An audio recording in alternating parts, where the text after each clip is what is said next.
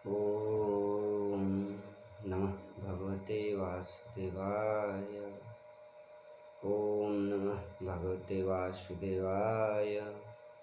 ओम नमः भगवते वासुदेवाय। हरे कृष्णा। श्रीमद् भगवद गीता 6ठ अध्याय 42वां नंबर श्लोक। अथवा योगिनामेव कुले भवति धीमताम् एतद्धि दुर्लभतरं लोके जन्म यदि दृशम्।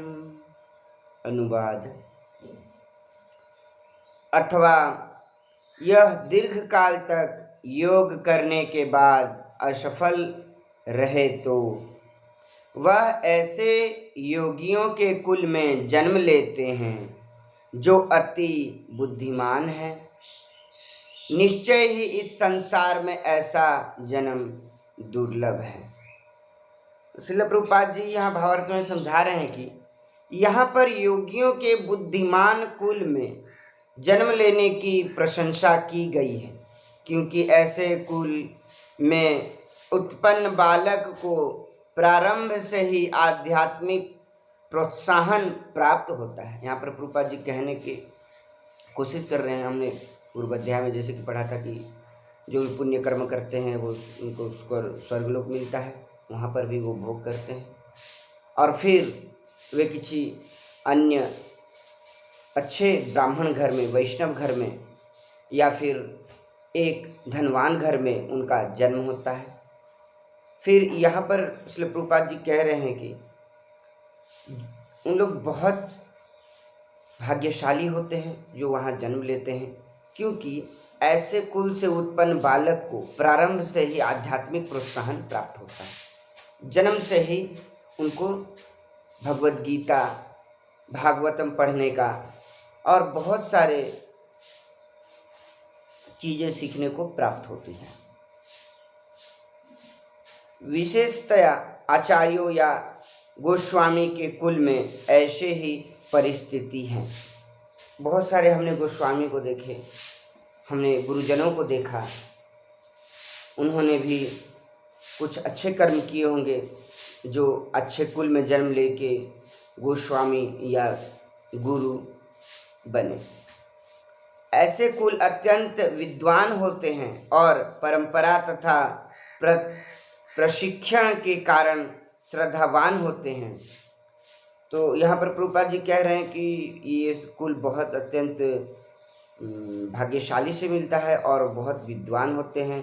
क्यों होते हैं? क्योंकि पहले से ही ये जो कुल में वैष्णव धर्म, पूजा अर्चना विधि सब चली आती है, इसीलिए यहाँ पर उन लोगों का जन्म होता है जो अच्छे कर्म करके फिर इस धराधाम को आते हैं। इस प्रकार से गुरु बनते हैं।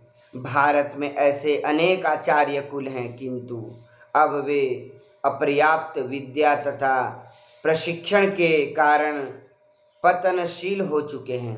आजकल कोई भी गुरुकुल जाता नहीं है, प्रशिक्षण लेता नहीं है, भागवतम पढ़ना, गीता पढ़ना किसी को पसंद नहीं है।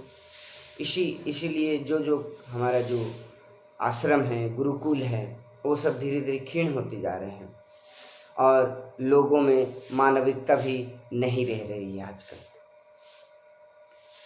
भगवत कृपा से अभी भी कुछ ऐसे परिवार हैं जिनमें पीढ़ी दर पीढ़ी योगियों को प्रशय मिलता है, और कुछ परिवार ऐसे भी हैं जो कि योगी दर पीढ़ी उन लोग ये सब मानते आ रहे हैं।